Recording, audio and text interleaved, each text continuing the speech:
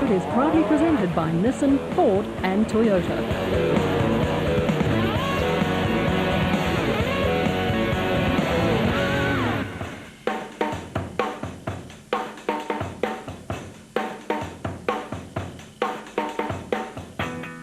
In terms of the Chevy this year, there's going to be a slight change in direction there. Dean's my co-driver from last year, decided to spend more time with his family and with his daughter, especially with the horse racing that she's doing professionally now. And Obud Carolyn has decided to join us, and we're very pleased to have him on board with the team. He has raced with the team in the past. I'm sure that I'm going to learn a lot from Obud.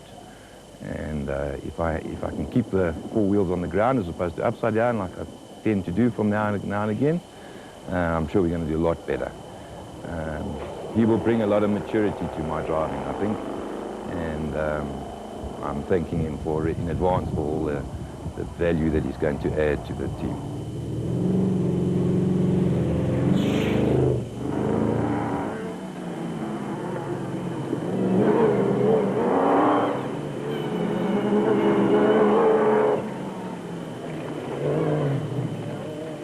Well, this is off-road racing, so as I've seen over the last 5 or 6 years, the biggest competition that you have here is your mechanic prepping the car correctly and your own driving, keeping the car on the road. If you don't do that, is your biggest enemy. And contrary to popular belief, we are actually keeping the car very much the same as it was last year. Obviously, we improve in little areas here and there. The suspension, the handling, those sort of things. But we've got a car that's pretty well dialed in, so for us to start changing things, it's unnecessary. We're doing nothing else to the car. We are not going to go and throw a whole lot of money at the car when the car is actually right. The car's pretty quick. I don't think it's necessary that we make the car quicker. There's only so much speed that you can utilize out there, especially in races like the Sugar Belt that we're coming up to now. It's tight through the forests. The guys with big cars are going to battle a bit. Our car's big, but apparently not anywhere near as big as some of the new cars that are coming out. So good luck to the guys.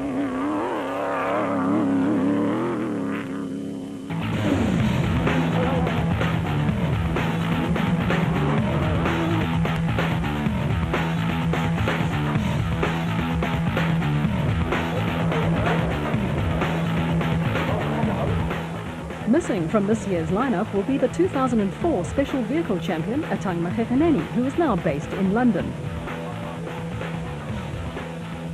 Ladies and gentlemen, good evening. I think it's a great honor for me to be here, to be holding this trophy as the #1 special vehicle for the off-road event for 2004. We're definitely not the fastest car.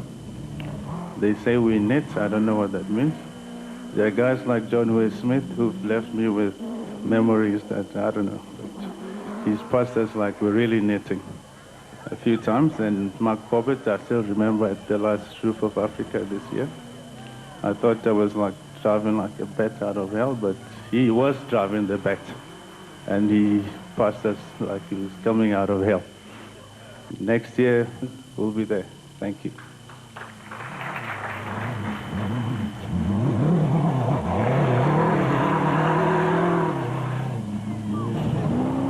This could well be Mark Corbett's year for winning the Special Vehicle Championship. The one big factor in our favor this year, though, we believe is reliability. As we found out last year, it took us almost a full season to iron out all the gremlins in our new car. And I'm sure the same problem is going to befall the new teams that are coming into Class A. We've also made significant changes to our car in terms of suspension and handling, which we believe will put us back into the front of the field with both anti-roll bars in the front and the rear of the car. So we're off to a good show.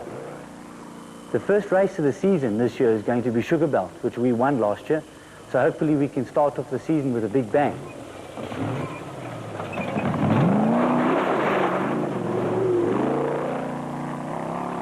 Yeah, at the end of the day, there's two major factors with off-road racing. The first is obviously preparation. In order to win a race, you need to finish it. So if the car's not prepared properly, you're never going to get to the end. And then the second is driver skill. Obviously, a large factor is driver error. There's plenty of obstacles out there that you can hit, and the cars are doing incredible speeds. Clint Gibson would dearly love to shed the bridesmaid's mantle and pick up a maiden overall win this year. We're going to run the National Series with a new sponsor this year, Gibson Plant Hire, which is my company and my brother's company will be sponsoring the vehicle this year. We're going to Sugar Belt, and we'll take it from there. But our intention is not to run the national season. I've got a new nav. It's going to be a bit of a surprise. It's a female that's going to be navigating with this year, which I'm sure will stir up things a little bit. She has got racing background experience. Her folks have been in the game for a long time. Her name is Marcel Trathui, and I'm looking very much to her sitting next to me in the hot seat.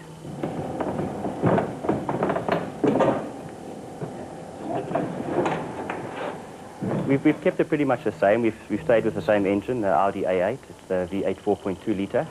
We've done certain mods. We've put individual throttle bodies on it with extended trumpets, which has given us a lot more top end as far as power goes. And we've also had a very special exhaust built by Henny van der Linde. It's a 4-into-2-into-1 exhaust, which gives you also a lot more top end. So we're hoping that's going to give us a little bit of the edge when it comes to obviously the final competition. Yeah, they're still taking the tanks. The tanks are very sensitive. It's more a case of coming out of the sugarcane than coming out of retirement for Rob Walk, who joined son Gareth in Class A this season.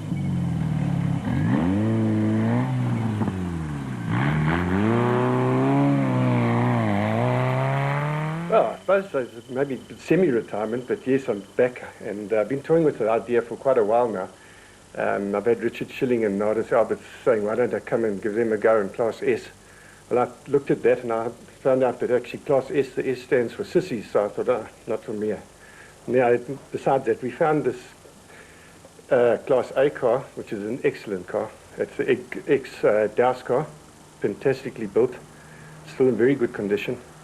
And we're running a Mitsubishi 3.5 V6 motor, twin turbo, on a 14 5-speed box. So I think we've got the goods. Looking forward to it.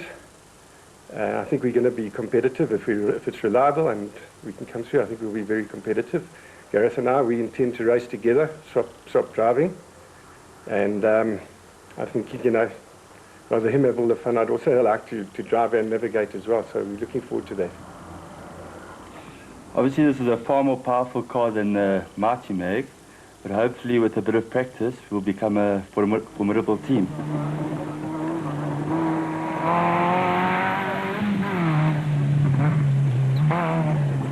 Greg Douse, I've been talking to him about the engine, and that's why I decided to stick with it. Very reliable twin turbo, which gives you quite a bit of bottom end as well, not just coming in late with turbo lag. From what I hear, it's developed something like 500 horsepower. So we're quite excited to see what the machine does. We're hoping that by next weekend, within a week, we should be testing. And yeah, very much looking forward to it. Former special vehicle champion Giel Nel has taken a giant leap of faith by entering the big buck mega horsepower Class A arena this year. The multiple Class B champion has no delusions of grandeur and will take matters as they come. We're facing a new challenge altogether. I've had 6 years successful years as far as I'm concerned in Class B, and we've achieved a lot and I've enjoyed it a lot. And also with us, it was a single-seater. Now lately the races are becoming much more technical because they need to bring the speeds down. So I decided to somehow get involved in a twin-seater again, and having achieved quite a bit in Class B, I decided to go Class A way and upgrade the technology on the new car and try to get another car that has got a good power to weight ratio. And then of course the other main objective was to get a navigator next to me to help me to navigate, because you can hardly do it without a navigator anymore. So the car, I decided to go Zarco way because it's a pretty much tested car in the field, in the off-road scene. And with a couple of changes, we could go Class A. And I decided to go the Subaru way for the power plant and a Renault gearbox that's also very lightweight and weight is very much low. And then with the help from the sponsors, I could do it. So we're out there to go and enjoy the races like in Class B, and hopefully we'll do well. But for us, it's the main thing and objective is to go and enjoy the racing and finish the races. Ever the innovator, Terence Marsh has again pushed the envelope and will campaign one of two BAT Spec 1 chassis. We're looking forward to the 2005 championship. We've embarked on building a brand new car. What we've done is we commissioned Brandon Harkis from BAT to design and develop a car around us. Previously what's happened, we've bought cars from the States, which we've then had to fit ourselves around. What we've done this year is we've built it purely around both myself and the navigator. Both being pretty tall, it was critical that we had size within the cockpit. So Brandon then went ahead and designed a car around that. And what we have here now is what we call the BAT 2005. It's called a Spec 1 motor vehicle. And you will see as you make your way around the car, very much designed around strength. Strength and size, which is then supported by power. Right, starting from the back here, from the motor perspective, we've gone for it's a Corvette V8. It's referred to as an LSN1 motor, very popular in the States. It produces 450 horsepower.